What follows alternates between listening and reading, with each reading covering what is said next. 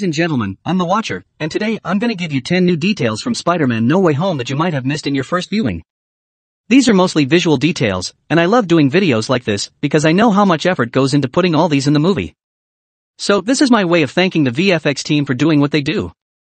Number 1, at the beginning of the film, when Tom's Spider-Man closes the manhole cover, notice the webbing that's attached to the cover slowly drops to the road and dissolves.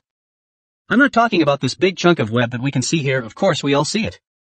But this thin layer of web that slowly dissolves is such a great attention to detail considering it's all CGI. Even at the end of the film, when Tom swings to the top of the Statue of Liberty, we can see the same effect again, and this time it is even moving because of the wind. Details like these are hard to notice in the theater, plus, in all previous installments, the webs would just vanish into thin air rather than leaving a trail behind. So with each installment, the CGI keeps getting better. Number 2, Daily Bugle broadcasted a fake mugshot of Peter Parker, MJ, and Ned using their yearbook photos with the caption "Trio of Terror." They claimed that Spider-Man hasn't been working alone, and they have exclusive reports on his partners in crime. Now, this was broadcasted on TV. But notice in Jonah Jameson's studio, he has a physical copy of the same issue that he stuck to his wall using tapes. Now I'm not sure about this one, but this does look like Liz Allen from Spider-Man Homecoming, Peter's previous love interest, who has also given an interview to People magazine calling Peter Parker a liar. Now later in the film, after Jonah Jameson upgrades his studio set, we see him selling Daily Bugle supplements. But notice even in his old poorly made studio, he had 2 bottles of Daily Bugle supplements. So this is not just something he started selling after he became big. Number 3, with the US government issuing a warrant for Peter Parker aka Spider-Man, notice Czech Republic has also issued a warrant for Night Monkey, as he was seen swinging and fighting like Spider-Man in Prague. So they're still not sure whether Spider-Man and Night Monkey are the same entity, but they don't want to risk it, so they issued a warrant for Night Monkey as well. Number 4. There's a very small poster of Mysterio, and just behind Peter there's a big banner depicting Lady Liberty holding Captain America's shield. The entire movie was preparing the audience for the final battle, which took place right at the top of the Statue of Liberty. Number 5. When Tom's Spider-Man arrives on this bridge to look for the MIT assistant lady, there he comes across a Daily Bugle helicopter tracking his every move.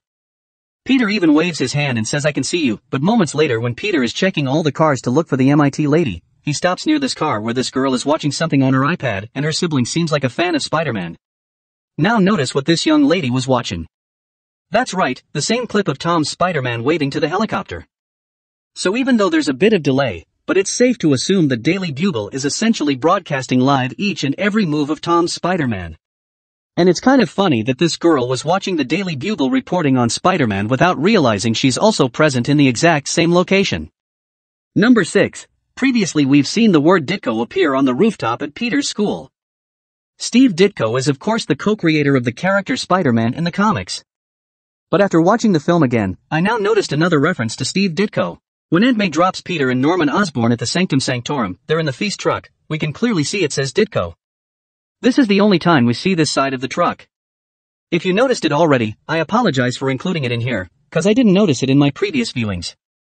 Number 7. A lot of people commented on my breakdown video that Liz is talking in favor of Peter here, and is calling Mysterio a liar, but that's not the case. Notice what the headline says here: Liz Allen's intimate past with Parker, so she is obviously talking about Peter Parker here and calling him a liar. I had to be on my feet when this scene came on screen, just so I can reply to you lads. Number 8. When Peter senses Norman's personality changing to the Green Goblin, he gets confused trying to look for where the threat is coming from. But notice when he looks at Norman Osborn, he raises his left hand ever so slightly, but then gets interrupted by Sandman, who asks what's happening. Had Sandman not interrupted Peter here, he would have webbed Norman already, and that's why he was looking towards his left and raising his left hand ever so slightly. I think this is very good acting on Tom Holland's part given the fact that he knew what's coming. Number 9. Previously I have only discovered that Peter and MJ have the same photo framed in their homes. Now upon a closer inspection, I found the same photo in Ned's house as well.